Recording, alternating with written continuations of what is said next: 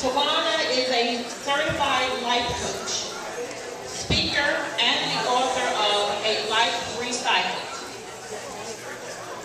Towanda is also a wife and mother of 2 daughters.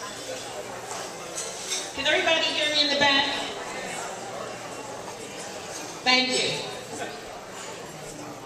Towanda's struggles are relatable to so many of the women that she knows.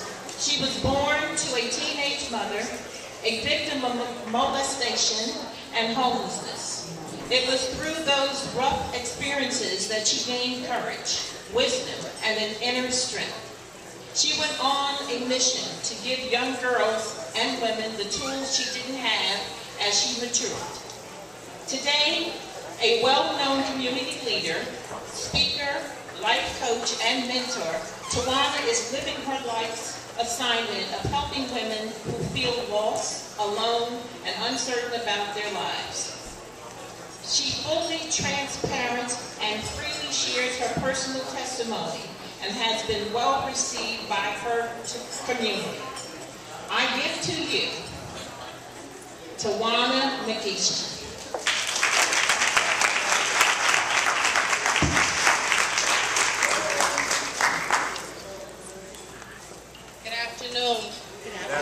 How's everyone? Great.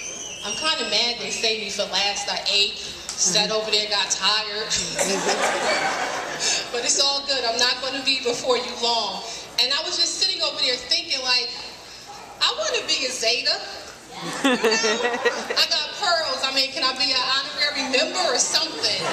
Like, you ladies have it going on. I appreciate the work that you're doing in the community.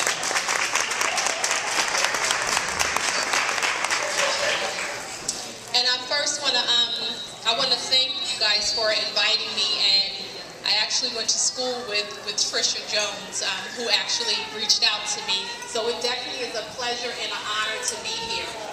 I look at the work that you guys are doing in the community with the young ladies, with the women in the community, and allowing them to have that support system is so important. When you look out into our community, and I think it's Tyson, he even talked about some of the things that we have going on in the city with our youth. The whole giving back, that mentoring is so important. We have generations of children who are lost out there. And unless somebody reaches back for them, what legacy are we carrying on? And I know that as part of Zeta, you guys are doing that. And even with, I got a chance to sit next to Alexis. Like, I don't know where you guys' seats were, but I had like the best seat in the house. Because, you know, just sitting next to Alexis and just thinking about what Zeta represents. And what kept coming to me was grace and excellence. Because that is literally what she exuded. And just sitting there having conversations with her, it just made me feel like these are the things that our young ladies need to see. These are the things that our young ladies need to hear. Congratulations. And you guys have some amazing young ladies in this program. And I was even thinking of the young ladies who got the scholarships, who got accepted to all of these schools. They could have been up here speaking. They could do this. Because they have some great stuff going on in their life. And you know, it's interesting when we think about life and all the twists and turns that life takes us through. And if we don't have that support system, sometimes a lot of people don't make it. There are so many people who do not make it. And I think about even when I first started supporting our sisters, and I'm talking about literally out of my basement, going through all of life issues, all of life woes, and dealing with my own internal insecurities. And my mother was pregnant at the age of 13 with me. I can't even begin to imagine being pregnant at the age of 13. But then what I realized, see, we can pass on a legacy, but then there are also other things that we can pass on. I think about her not having a mother. Her mother was killed when she was 5 years old. So she was the oldest girl out of 7. They had to go and live with my uncle, who already had 4 other children. So you're talking about 11 kids in a household. So she did not receive a lot of those things. So what happens is, You can't give somebody what you don't have. But what happened was, I realized that I have 2 daughters. My oldest daughter is 20, and I have a baby that's 7 years old. And what I realized is that those 2 girls, they are watching me. And I'm not talking about watching me. I'm like, they hawking me. I'm like, please. Like, back up. That little one, she's on my leg. I'm like, can I walk, please? But I realized, and it's not even what I say. They're watching what I'm doing. They're watching me. So what type of message am I going to send to them? Am I going to let them see a broken down woman just living life vicariously, going through the motions, not being about anything? Or am I going to pick myself up, dust myself off, and even though I've been knocked down a couple of times, pick myself back up? Because see, what they need to see is they keep needing to see me get up. They don't need to see me staying down there. They need to see me up. And I need to make sure that my message is loud and clear to them. Every single thing that we do, it needs to have a message. We need to make sure that our message is loud and clear. When you're talking, what are you saying? What are the words that are coming out of your mouth? Now, I was thinking about Eddie Murphy's movie with the whole 1,000 words. I'm telling y'all, they stole that from me. No, they really did. I was at a conference last year and I was speaking to some ladies about it. And what I was saying to them is, we use our words frivolously. See, if we really pay attention to the words that are coming out of our mouth and understand that our words shape our future, our life is headed in the direction of our words. So just imagine, and I said, and it wasn't even 1,000 words. I can't remember how many words I said we had, but maybe it was 500 or so words that we got to use for that day. And that's all you had for that day. Now just imagine if you used your words wastefully. Nonsense talk, talking about other people, not building each other up, but tearing each other down. And something happened. And the next word that you needed to come out of your mouth was the word help. And you had no more words. Then would you think about your words? Because see, that's how we need to think about life. Our words shape our future. Your life is going to go in the direction of your words.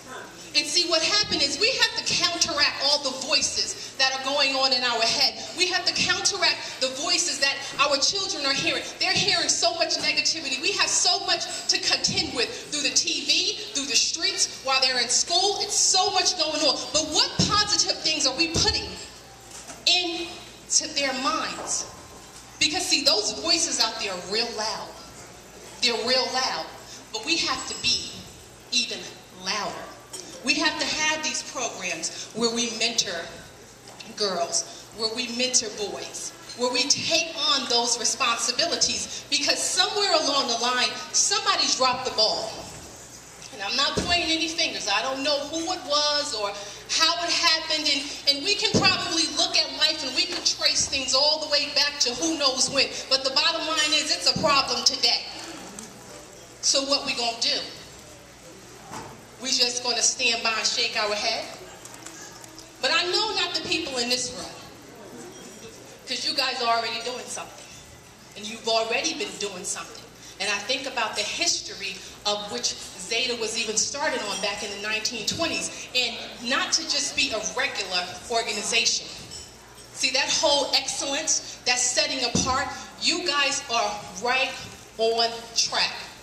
Now, if we can take that and we can duplicate that and we can have all the little pearlettes and all the other little women in the organization go out into the world and spread those things, because that's what it's for. So if I learn something and I hear about something and I keep it to myself, that's real selfish.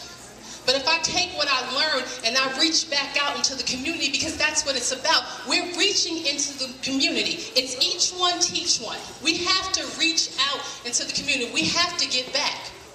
That is the whole premise of what we're doing. So we can't just stay in our cushy little area while the rest of the city is going to shambles. We can't do it. But you all have the right idea. And I want you to continue on in this process. And I stand with you with supporting our sisters. And I think that part of what I do is basically helping people to understand why they're here. Because I really think that if we really begin to understand our purpose in life, our mission, get on our assignment, and then teach that to our children, we would have less drama, crime, and nonsense going on out in the streets if everybody was on their assignment. You woke up every single day and you had a purpose and you were about your business. Because when you're about your business, you don't got time for all of that other stuff. Because see, what you're talking about, that's nonsense. I'm here. We need to be focused on what we're supposed to be doing. And so that's my mission. And one of the things I did was, even in working with supporting our sisters and working with the women and the teenage girls, I wrote a book called A Life Recycled. And what I realized is that people don't know what to do with their life. They don't know where to begin. They don't understand that they do have a purpose. So what I did was I just took some things that I had been teaching women through personal development, and I put it in a book. And what it does is it helps you break down life systematically so that you can peel back the layers. Because a lot of things that we go through in life are a result of a lot of things that happen to us in our childhood. So all we're doing is just wounded adults walking around. And then we have our little mini-me's following us. So we got to fix that. So again, you guys are already on the right track. The sisterhood that you have built here, and I know, and I just feel the sentiments. I'm telling y'all gotta make me a Zeta, okay? Because I could just feel all of this up in here, okay? And it was an honor